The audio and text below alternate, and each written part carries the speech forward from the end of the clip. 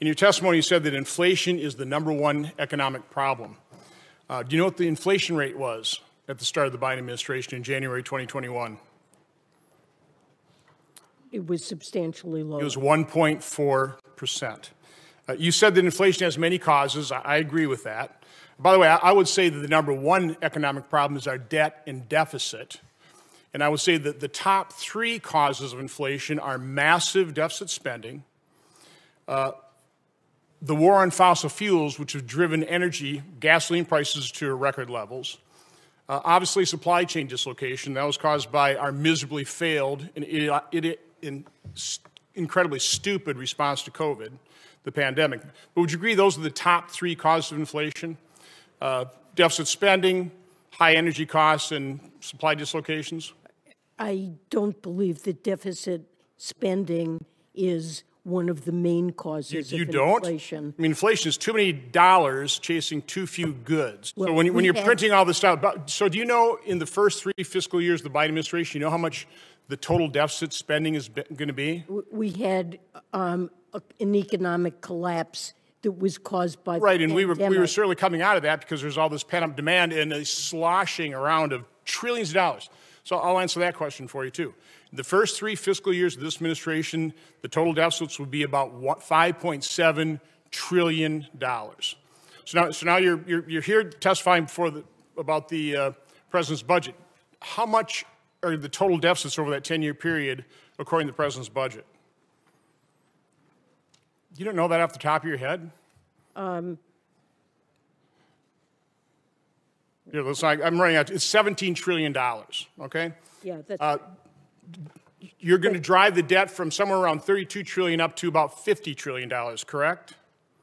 Yes, but what I believe is the single most important metric for judging the fiscal stance of the country is real net interest as a share of GDP.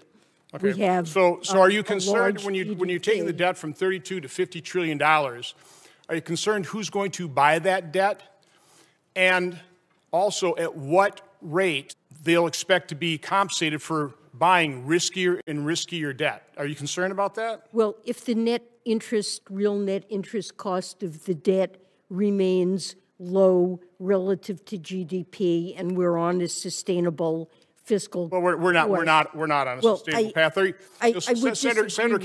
Senator Cassidy was talking about the president's demagoguery on Social Security, unwillingness to meet to try and save Social Security.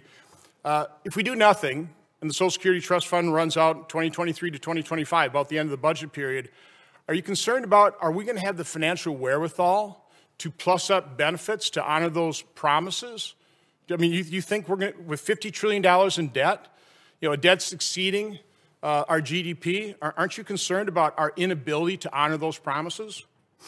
The interest cost on the debt as a share of our economy remains quite low throughout the 10-year horizon of the president's budget. It remains around 1%. Secretary, and you're also the one who said that very manageable. You also said that inflation was transitory, and it certainly isn't. And I think Chairman Powell certainly now agrees the fact that, no, we've got something going on here that's going to take a very long while, unfortunately, to wring out of our system. Not only you, but OMB Director Young and members of the other side keep talking about that you're cutting deficits. The deficit in 2021 obviously was high because of the pandemic. But in 2022 is about $1.4 trillion. 2023, we think it's going to be about $1.6 trillion.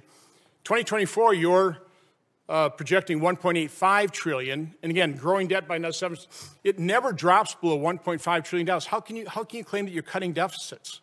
Well, it always is a comparison with the baseline of what would happen if our policies were not really enacted, and the increase in deficits would be larger. There's net deficit reduction over 10 years. Saying you're cutting the deficits is just misleading the American public. Let me ask you one final question, because we always hear on the other side, same thing from OMB Director Young yesterday, that we want to make the rich pay their fair share. So, I mean, the fact is, and this is the latest figures we have from the Treasury, 2020, the top 1% made about 22% of income, but they paid 42.3% of the income tax. Now, I'm going to ask you the metric. At what point, I mean, how much of the total income tax should the top 1% pay before you'll consider and before President Biden will consider they're finally paying their fair share? I mean, they're paying double the income tax that they're getting in income. It's obviously a highly progressive rate. By the way, the bottom, they're paying about colleague's over his time, and I want the witness to answer his question.